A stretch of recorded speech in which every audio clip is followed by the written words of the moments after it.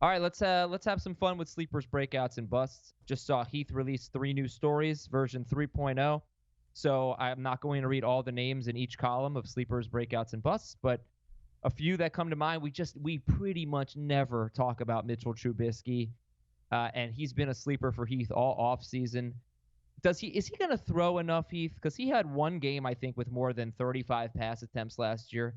I know you like volume, and he didn't have a lot of it last year. Can he really make an impact this year, do you think? Well, there is one thing that will replace a high pass volume, and that is a significant contribution on the ground. And I do expect him to be amongst the top 5 or 6 running backs in terms of rush attempts and rushing yards. And he was not a top 12 quarterback last year, but on a per-game basis, he actually was number 12, just behind his week 1 counterpart, Aaron Rodgers. I don't really understand why a young quarterback that had a great stretch, provides value on the ground, and will be in his second year in a system isn't getting a little bit more hype, at least in some corners of the industry. He's the number 20 quarterback by ADP on draft day. When Jamie and I were talking about him yesterday on HQ, Jamie said, yeah, but you don't actually have to draft him, right? I've drafted him in several leagues as my starter because we get to the last round. I haven't taken a quarterback yet, and he's my top-ranked quarterback. I expect if he plays 16 games, he's a top 10 quarterback. All right, that's Mitchell Trubisky. And a couple others that I highlighted, LeSean McCoy. Do you still feel that way after seeing how they used Frank Gore in week 3 of the preseason? Do you still think McCoy is a sleeper? Yeah, because he's available in the 10th round, and even if they use Frank Gore and it's a semi-committee, LeSean McCoy's the starter and gets off to a good start, I anticipate, with a very good schedule. I think he's the most likely outcome is he's a top 30 running back the first 4 weeks.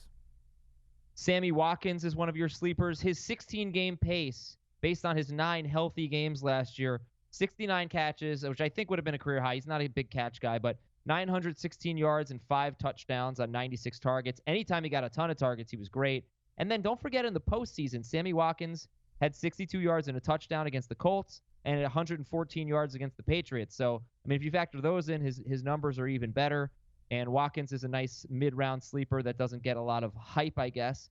Anyone else that you really – yeah, go ahead. I want to clarify on Watkins. He would not have made the article if he was a true mid-round guy because I did not include anybody that had an ADP on CBS inside of the top 100. His ADP has fallen outside of the top 100. He's a round 9 guy now. Wow. Outstanding value. And like you talked about his 9 healthy games – I don't think he actually had 9 healthy games. He didn't. He had 8. He had 8. And because he had a game against the Rams where he played basically 1 play, caught 1 pass for 4 yards. He had a game against the Broncos where he got hurt early, 1 target, didn't have any catches. So that pace was even better than what you said it was. He won't play 16 games. I'm not saying you should expect a 1,000-yard season. You should expect a 1,000-yard pace when he plays.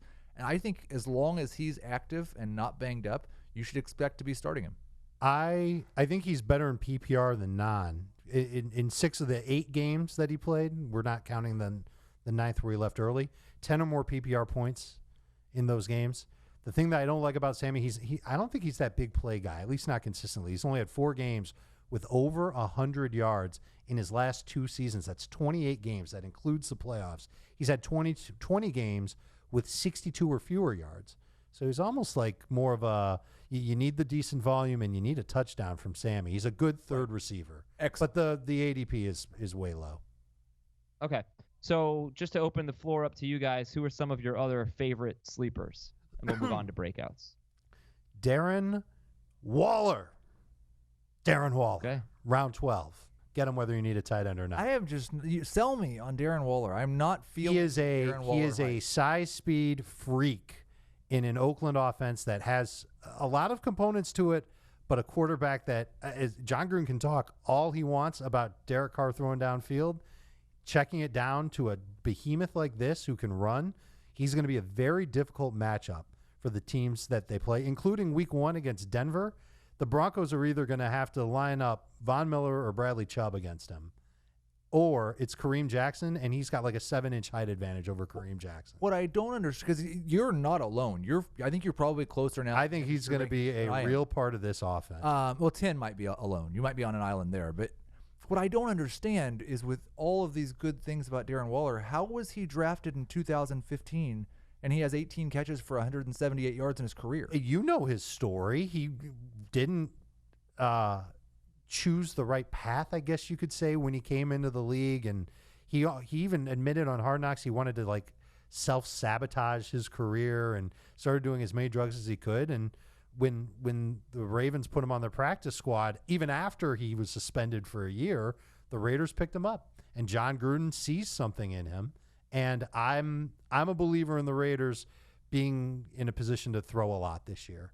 And I think he's going to be in a great position in single coverage to take a lot of that work away from the other receivers. I'm worried about your guy Tyrell because of Darren Waller. And the risk is just it's round 12 or later. It's point. Round 12 or later. I understand. If you pick him up and you use him week 1 and he stinks and you want to move on, you're probably streaming tight end anyway at that point. I agree with that completely. But like that sentiment, I'm worried about Tyrell because of Darren Waller. Just looking at their careers does not make any sense to me. Oh, of course, because this is a completely, I don't want to say a completely new player, but a player who's never done it before, but is getting the opportunity. And we've talked about it year after year after year. That's what fantasy's about. It's about those opportunities. And when the talent matches that opportunity, and it looks to me like Waller's got some semblance of talent that's going to get used in this offense, that's when I get excited. And on top of that, he's a heck of a blocker. You can go back and watch the preseason games. He was taking Terrell Suggs out of plays in the Arizona preseason game. I think he's real deal, and in round 12, I'm happy to take him. All right, give me some more names, some more sleepers real quick. How about a deep sleeper that you've never heard of that you could start week 1? Okay. Damian Willis, Cincinnati Bengals. Going to be interesting. Their starting receiver while A.J. Green is out. It's a team that is going to certainly use they're going to have to pass. They're going to play from behind. There's that. Right, and there's also let's do like some more high-end sleepers. Okay. I do appreciate it. Damian Willis. I've got another one that's a sleeper that you have heard of that you might start week 1 in a PPR league at running back. Ready for this? Okay. Naheem Hines. Because I think the Colts are, okay. We talk about Marlon Mack and he gets lost in the game script when they're trailing. I'm going to say that they're going to trail against the Chargers in week 1. And Naheem Hines, you can get, what's his ADP at, Heath? What do you think? After round 9? 11. Right, yeah. Yeah. Way cheap. An excellent PPR 0 RB sleeper. All right, moving on to breakouts here. Lamar Jackson is one of Heath's breakouts. We've heard a lot of Lamar Jackson buzz. He says he's going to rush fewer times this season, which, shouldn't come as a huge surprise. Right. Question about Lamar Jackson. Can he be your only quarterback? Would you be comfortable carrying just Lamar Jackson? He was my only quarterback that I drafted last night in a 14-team league. I have no concerns. He starts off with the Miami Dolphins. He's going to be awesome. I have major concerns. He is not a good passer. Too, but I don't mind. I would want a second quarterback ready to go. But you look at the schedule: week 1 at Miami, week 2 versus Arizona, week 3 at Kansas City. Like I get that part. I don't want to count on Lamar Jackson to be my guy for the entire season because I don't know if he can last the entire season. And I'm not sure he's going to break fantasy scoring like Jamie's talked about. I don't know if he's going to be an amazing fantasy quarterback. I think he can be pretty good, but there's a lot of pretty good at the position. Okay. No, I mean, I like him. I personally wouldn't be comfortable with Lamar Jackson as my only quarterback. Remember, like a month or so ago, we mentioned the Lamar Jackson, Drew Brees strategy. If you start Drew Brees in only Brees' home games, and then you start Lamar Jackson in Brees' road games, the schedule matches up pretty well, and you could have a nice combo. It's something that I'd like to try. I don't know if I will, but it could be fun. The problem with that for regular drafters is Drew Brees is a top 6 quarterback. Yeah, not for us. I saw him go in round 4 in one of my friend leagues, my home league, I guess you could say, my keeper league. Way too early. Ridiculous. Leonard Fournette. Okay, I'm gonna stop choking. Talk about Leonard Fournette. Please don't die. Why is this year different for Leonard Fournette, who's been pretty terrible yards per carry guy, YPC for life? You don't get fantasy points for YPC. You get fantasy points for volume and for touchdowns. My favorite thing about Leonard Fournette, besides Nick Foles being his quarterback now instead of Blake Bortles, besides John DeFilippo being his offensive coordinator now, is that they got rid of TJ Yeldon. I don't believe they replaced him with anyone that's going to catch passes. They've talked all preseason about throwing the ball to him more. And over his career, he's basically been on a 300 touch pace, 306 carries, 44 receptions per 16 games. It's solely can he stay healthy. If he stays healthy, he's going to have a breakout year. Okay, and then you have DJ Moore as a breakout, and there's been so much Curtis Samuel hype, but does everybody like DJ Moore more than Curtis Samuel? Yes. Everyone. Yes. No, there's probably someone that doesn't, but everyone here does. Yeah, but Jamie does, right? I think Jamie still Yeah. has it ranked that way. He wants to like Curtis. Like, he loves Curtis Samuel more, but he still ranks DJ Moore higher. Yeah. So is there a chance for a legitimate breakout here? I mean, I wanted to know if he could really catch a lot of touchdown passes, and based on recent history with Cam Newton, who's not a big touchdown guy, yes, I think something like 4 of the last 5 years, a wide receiver's caught 7 or more touchdowns, which is a good number from Cam Newton, even though he's only had one season with more than 24 touchdown passes. So yeah, make the case for DJ Moore as a breakout. I think it's underrated and overlooked how much Cam really thrived in his first year in Norv Turner's system as a passer. I expect him to be even better this year. I'm not sure the past wide receiver numbers with Cam Newton are quite as relevant, considering the age of Greg Olsen and the new system/offensive coordinator.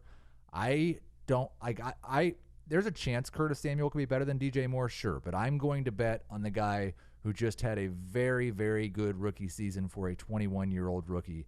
And I think he's got 1,100-yard, 8-touchdown upside. And there's a little sneakiness with both him and Samuel in that they're probably going to get 8 to 14 carries over the course of the season. And Moore can make big plays. We saw that last year.